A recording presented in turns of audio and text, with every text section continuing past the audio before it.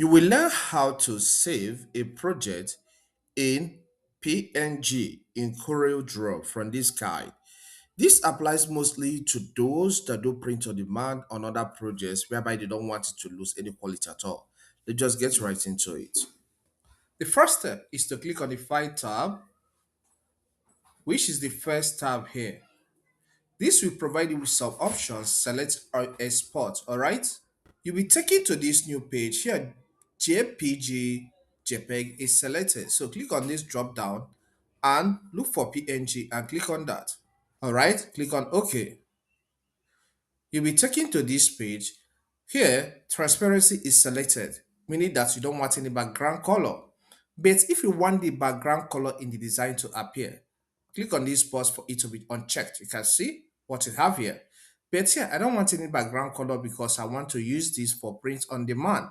All right, I'll check that box by clicking on it and I'll click on OK.